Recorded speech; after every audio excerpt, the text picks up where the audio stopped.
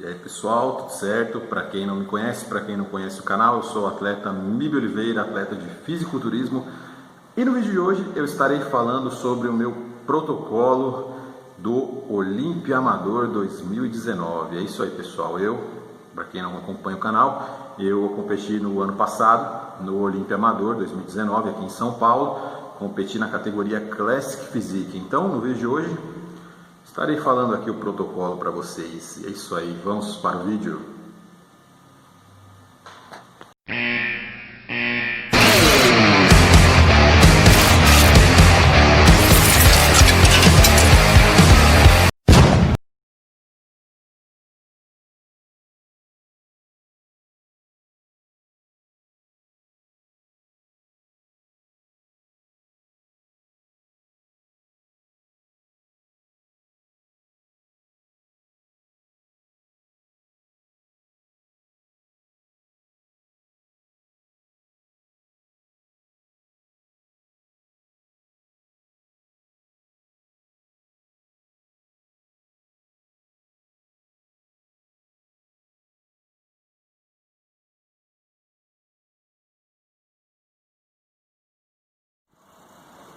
Então pessoal, continuando, é importante salientar aqui para vocês que esse foi o protocolo principal do ano de 2019, porque eu estava me preparando para a minha competição, tida assim como a principal do ano de 2019, que foi o Olímpia Amador, né? Depois tiveram mais duas competições também muito importantes, mas o meu foco do ano de 2019 era poder estar participando dessa competição.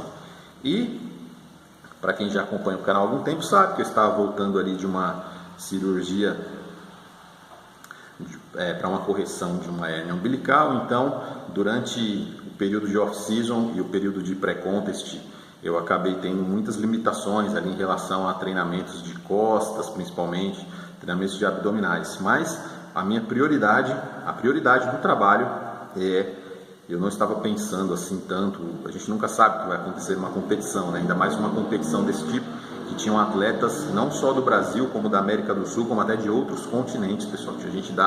Tinham árabes, tinham pessoas da América do Norte, enfim, é um aberto mundial, né? Um campeonato mundial. Então, o meu objetivo principal era que eu apresentasse um físico muito seco, muito definido, né? Que eu tivesse ali entre os mais definidos ali em cima do palco e que eu apresentasse um controle, uma cintura muito bem amarrada, muito bem controlada ali, e uma cintura com uma boa estética, né? Muito diferente da temporada de 2018, que foi terrível, né? Competindo com hérnia, competindo com diversos problemas aí. Então, o que eu vou passar aqui para vocês, pessoal, vai ser ali, sei lá, vai ser boa parte ali do que eu fiz, porque nem eu lembro exatamente o que eu fiz durante esse protocolo todo, porque foi um protocolo em que ele começou de uma maneira bem simples, mas lá na frente, conforme foi avançando o trabalho, foram feitos alguns testes, teve substância que eu nunca tinha usado, que eu passei a usar, aí um dia eu fazia uma coisa, outro dia eu fazia outra, mas basicamente a estrutura ali, 90% que eu vou falar para vocês, é isso aqui que eu vou estar falando agora. Então vamos começar aí. E é importante salientar também, pessoal, que nessa época eu não tinha patrocínio, eu não tinha nenhum tipo de patrocínio de laboratório, de AES, essas coisas, né? E nessa preparação foram utilizados, todos os produtos dessa preparação foram da Advanced, do laboratório Advanced Labs. Então, eu tentei fazer algo mais enxuto possível, né? Nessa preparação, e lembrando, esse campeonato foi no final de outubro e o milagre não acontece. Como eu sempre falo, mas você vai falar do seu protocolo. Eu acho, pessoal, sinceramente, eu acho ridículo quando alguém fala de protocolo de esteroide como se fosse algo muito secreto, como se fosse uma coisa muito importante.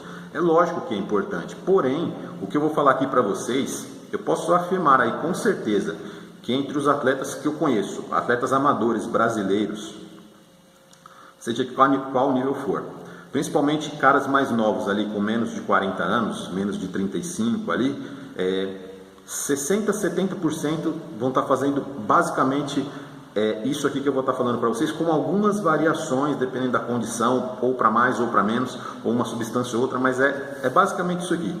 Então isso, eu vou chamar isso aqui de protocolo clichê, né? Isso aqui é um protocolo muito clichê. Vocês podem até estar falando aqui nos comentários, eu já vi alguns relatos de protocolos e vocês podem ver que esse protocolo aqui é muito parecido com o que muitos caras fazem. Então, até é ridículo, né? Você falar como se fosse uma coisa assim tão secreta, uma coisa tão, não posso falar do meu.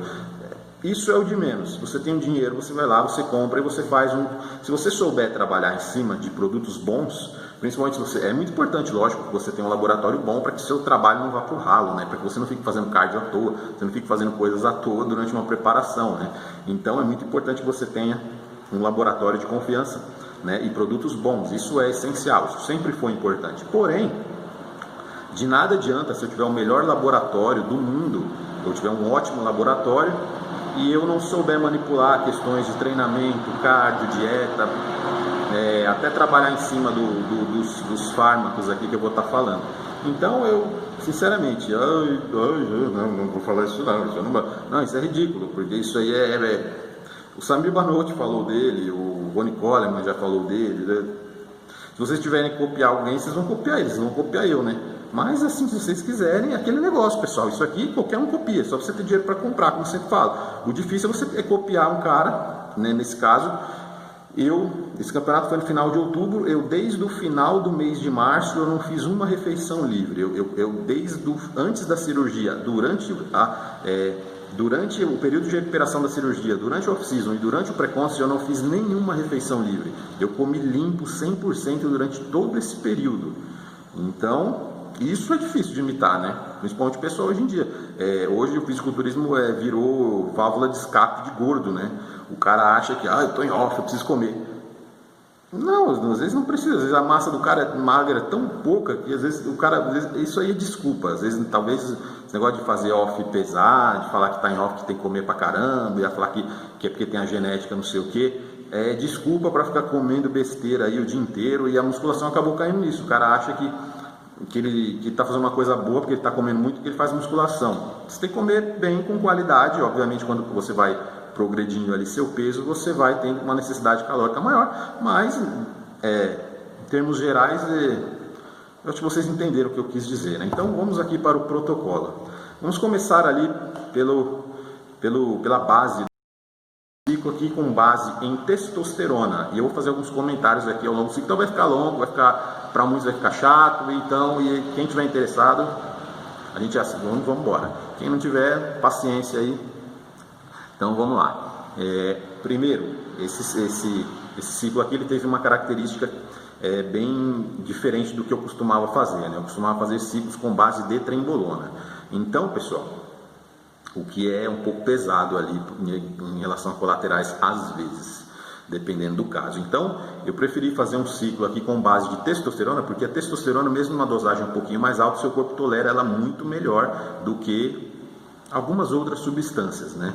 Então, foram utilizadas, essa preparação foram aproximadamente 8 semanas, eu não tenho certeza exata, mas foi aproximadamente 8 semanas até o dia da competição. Então, vamos dizer aí, a metade do ciclo, até as primeiras 4 semanas, foi basicamente isso daqui que eu utilizei. Testosterona, 600 mg de testosterona por semana. Agora eu vou entrar um pouco além. Qual testosterona? Que tipo de testosterona? Testosterona é testosterona, mas eu quis fazer uma jogada interessante aqui, que eu já vi alguns gringos fazendo, já vi coaches aí, caras aí de muito renome aí no meio do fisiculturismo, grandes atletas que se tornaram coaches. Eu já vi essa jogada aqui, eu quis testar nesse protocolo, que é fazer ali uma espécie de um blend que eu mesmo montei, né, de testosterona. Então ficou mais ou menos assim. Eu utilizei 300 mg de propionato de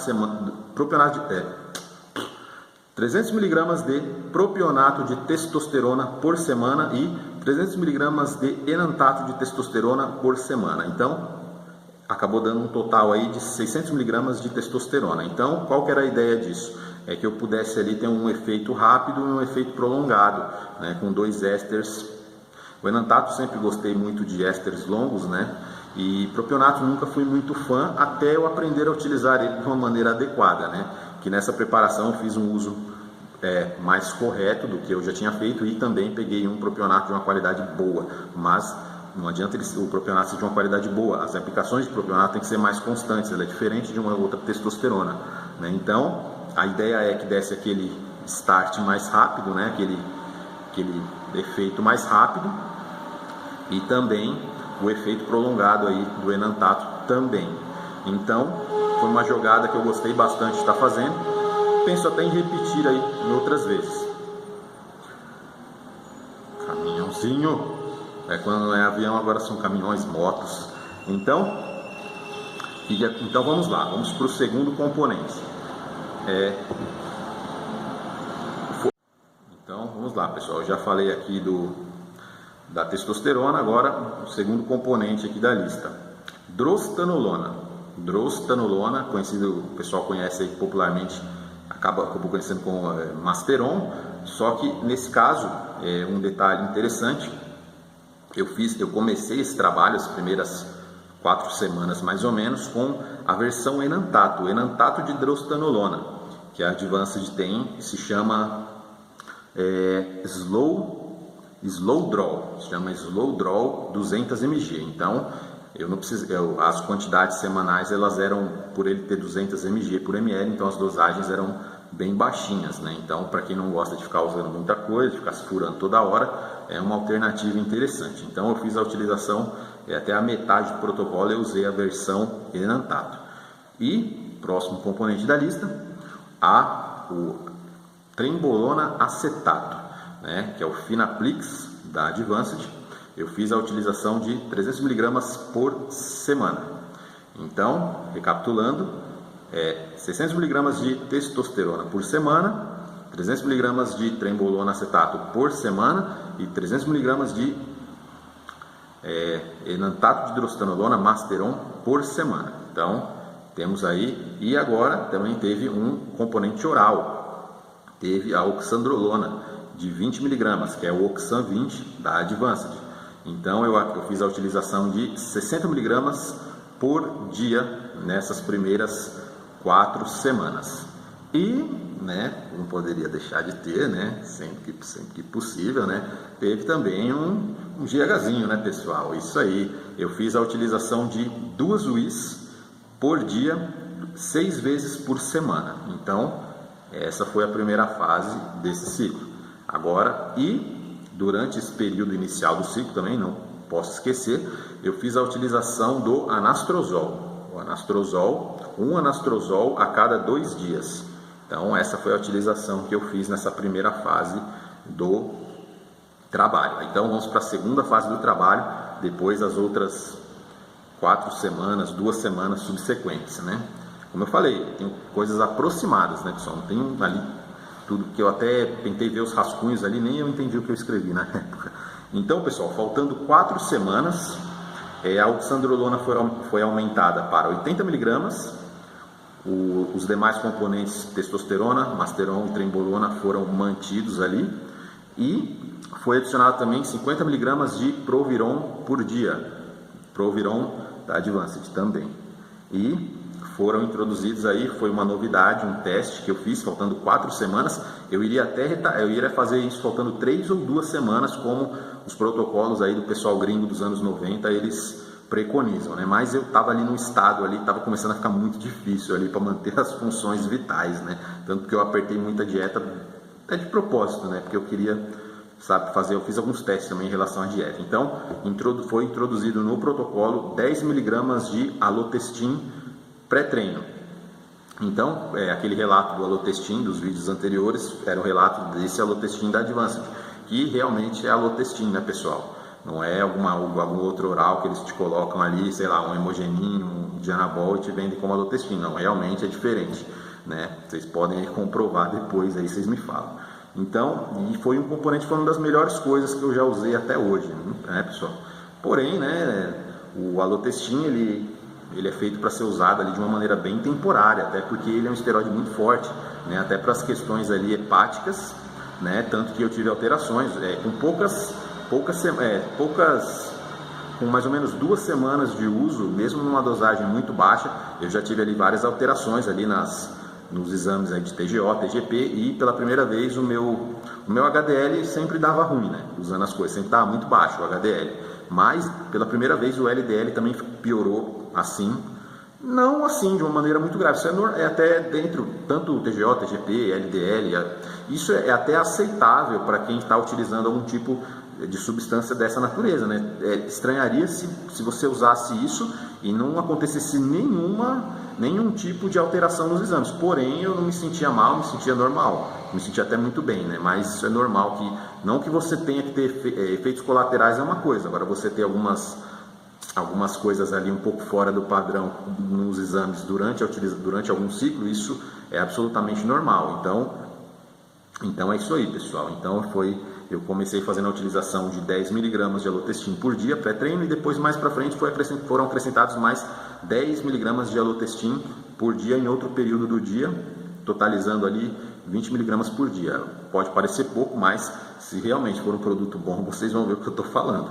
Esse negócio de 40 mg de Alotestin por dia, isso aí só se for um cara num nível ali talvez muito alto, um powerlifter muito pesado, um atleta profissional muito pesado. Eu, pelo menos na minha realidade, isso aqui deu muito bem, né? Tem gente que considera uma dosagem baixa. Então, numa segunda fase desse protocolo, até mais ou menos faltando 2 semanas, eu troquei o inibidor de aromatase para o exemestano. O exemestano também da Advanced, né? Porque se você for comprar o exemestano de farmácia, você tem que deixar, sei lá, deixar seu celular lá, o seu iPhone de você lá, no balcão. Então, o exemestano da Advanced, que eu já utilizo há muito tempo, eu fiz a utilização de um comprimido dia sim, dia não. E na fase final do ciclo, faltando 2 semanas, foram retiradas as testosteronas, foram retirados o GH e foi introduzido ali um pouco de clenbuterol, e na última semana foi introduzido também o letrozol. A última semana eu finalizei com letrozol 1,25 mg por dia de letrozol.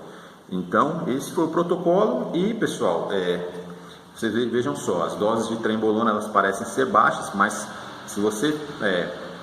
essa é uma medida, até que o Dave Palumbo fala muito disso, ele fala que trembolona acetato, se você tem um produto bom, né? Ele diz que essa dosagem de 300 mg por semana, entre 200 e 300, se você tem um produto bom, ele já vai te dar todos os benefícios ali que você vai extrair do produto, sem te dar os efeitos colaterais, né? O pessoal no Brasil tem muito essa mania de achar que o negócio só funciona quando ele está sentindo efeito colateral. A trembolona, não gostei muito dessa trembolona não, porque não me dá muita tosse. Eu não gostei mais. Nossa, não gostei muito dessa trembolona porque ela não nem senti suadeira de noite. Então isso é muito louco, isso é ridículo, chega a ser ridículo, né? Você tem que extrair o que o produto te dá de bom, como o próprio Dave fala, né? Agora, se você extrapola demais a dose, em alguns casos, né? Principalmente quem não tem tanta necessidade para isso, né? E assim, como eu falo, esteroide não é muleta de preguiçoso e de cabeça gorda, né? Tem muita gente às vezes fica aumentando as doses dos produtos, porque às vezes fez um off muito mal feito, quer correr atrás do prejuízo, ou então às vezes porque o cara ele quer ficar se escorando em fármaco. Isso é horrível. Quem se escora em fármaco não é fisiculturista. Quem se escora em fármaco, eu não gosto dessa vertente ali, eu vou tomar mais isso para poder comer mais isso. Não. Você tendo dinheiro, você sendo milionário, você tem que fazer o trabalho do jeito que tem que ser feito. Essa é a minha visão, isso é o que eu acredito. Então tem muita gente aí que fica se escorando em doses altas. Então, pessoal, continuando, é nisso que eu acredito. Existem muitas pessoas, principalmente a garotada, esse pessoal do oba-oba, o pessoal fica se escorando muito em fármacos para tentar compensar a falta de disciplina e de cabeça na hora de fazer uma dieta, na hora de fazer algum trabalho, né? Ou então para manter o BF baixo ali por boa parte do ano. Então o cara fica usando fármaco, muitas doses, então isso acaba virando uma bola de neve. O cara começa ali com uma dose mais alta disso, daquilo, aí daqui a pouco o cara vai ter, daqui a pouco o cara joga uma dose muito alta de testosterona, aí o cara vai ter problema de aromatização, aí o cara vai jogar uma cacetada de inibidor de aromatase, aí vai baixar demais o estrogênio. O que vai acontecer? O cara às vezes durante o ciclo fica com problemas de desejo sexual, ereção. Até aí cada um sabe da sua necessidade. Tem gente que precisa, tem gente que nem precisa, né? Então o que acontece? Aí acaba virando uma bola de neve. Aí daqui a pouco o cara usa dose de trembolonas mirabolantes para querer poder fazer refeição livre uma vez por semana, 2, aí daqui a pouco não consegue dormir mais, aí daqui a pouco ele tem que tomar um remédio para dormir, aí daqui a pouco a trembolona em excesso, o cara fica preguiçoso durante o dia, aí o cara vai ter que tomar um estimulante durante o dia para conseguir treinar, para conseguir fazer, para conseguir viver, né? Às vezes nem para treinar, só para se manter. Então o cara acaba virando uma bomba relógio, uma bomba química, assim. Então já basta, né, essas coisas que a gente faz a utilização. Então isso foi o que eu acreditei, isso foi o que eu fiz o ano passado. Então pelo físico final ali, eu fiquei satisfeito, eu gostei, poderia ter sido um pouco melhor, tive alguns problemas ali na hora de fazer o carb up, tive uns problemas de estômago ali que não me possibilitaram encher ali a musculatura da maneira que eu desejava. Eu tive pouco tempo para fazer o carb up e esse pouco tempo que eu tive eu ainda tive problemas e não consegui fazer nem 50%, nem 30% do que estava programado em relação ao carb up. Mas eu fiquei satisfeito porque eu atingi meu objetivo. Eu preferia chegar flat, murcho, vazio e seco do que chegar ali e tentar fazer carbar demais e chegar e segurar água e pecar ali na finalização. Então meu objetivo era esse, estar entre um dos atletas mais definidos, mais bem condicionados em cima do palco e com uma cintura bem controladinha, assim, apesar de não ter conseguido trabalhar legal a musculatura do abdominal por causa da cirurgia, mas ela ainda estava um pouco inchada, o umbigo estava meio bicudo assim por causa da cirurgia, estava duro em volta ainda. Então eu achei que foi, de uma maneira geral, foi muito legal essa preparação, foi uma das melhores preparações que eu fiz até hoje, apesar desses problemas. Em relação aos produtos de uma qualidade muito boa, e também não tive nenhum problemas ali, até pelas doses, né? Não tive nenhum tipo de problema com abscesso, essas coisas, porque às vezes os produtos são bons, pessoal. Seja, sei lá, qual marca que você utilizar, às vezes os produtos que você está usando são bons, são produtos que tem um nível de higiene bom, tudo. O que acontece? Mas dependendo das doses que o pessoal usa hoje em dia, fica um pouco complicado. Às vezes acabam tendo abscessos ali pelo excesso de aplicações ali nos mesmos pontos. Se o cara está com tantos pontos saturados, então ele fica jogando uma coisa em cima da outra, então chega uma hora que às vezes o cara vai avançando ali na pré-competição, a imunidade dele tende a cair, isso é normal. Então o que acontece? Você fica propenso aí a ter alguns tipos de inflamações dessa natureza. Então nessa preparação não tive nenhum tipo de abscesso, nada assim, problemas relacionados a aplicações, né? Foi bem menos do que eu costumava fazer, e eu acredito que talvez esse ano, eu possa até fazer até um pouco menos do que isso, né? Acabei que, como falei, foram feitos testes, né? E essas 16 semanas off dos AES fez eu repensar muito assim a questão de quantidades. Eu acho que aqui no Brasil o pessoal viaja muito na maionese em relação a quantidades, pessoal. Então tem outras coisas ali, sim, produtos bons são importantes, sim, qualidade é importante, sim, bom laboratório, sim, muito importante, né? Mas você tem que saber jogar ali para que isso haja a seu favor, né? Se você fica ali fazendo certas loucuras ali, você pode perder ali um campeonato, um trabalho de meses por causa de umas 2 semanas finais, porque aqui o pessoal tem muita mania de ficar aumentando muito as coisas na reta final. Então hoje o pessoal tem muitas vertentes que acreditam nisso. Eu já penso ali em outras coisas no momento atual, né? Eu já penso em fazer outros tipos de estratégia que vocês vão ver esse ano, né, pessoal? Se Deus quiser, tudo der certo, vou estar passando aqui para vocês tudo, e depois eu volto com mais protocolos, mais outros comentários, e espero que vocês tenham gostado do vídeo. É isso que eu tenho para falar para vocês, né? Você vê que não tem nada de mirabolante, nada de coisa, como eu falei, isso não foi 100%, porque nem eu lembro exatamente o que eu fiz todos os dias, né? Mas foi basicamente isso muita gente faz muito parecido. E é isso aí, pessoal. Então, esse ano já penso em estratégias diferentes aí em relação aos protocolos, né? E é isso que eu tenho para falar para vocês, e muito obrigado a todos os novos amigos que estão participando aqui do canal, e muito obrigado a todos os amigos que participam do grupo do Telegram, @Liga Underground. O link, o nome do grupo é Irmandade Underground, sempre com assuntos muito bons ali, uma rapaziada trocando muitas informações, trocando material de estudos, links de vídeo. Então eu acho que é muito legal aí essa contribuição. Muito obrigado a todos que estão participando e eu volto muito em breve para falar para vocês como está sendo ali, como foi essa fase 1 do meu off-season de 2020. E é isso aí, pessoal, depois eu volto aí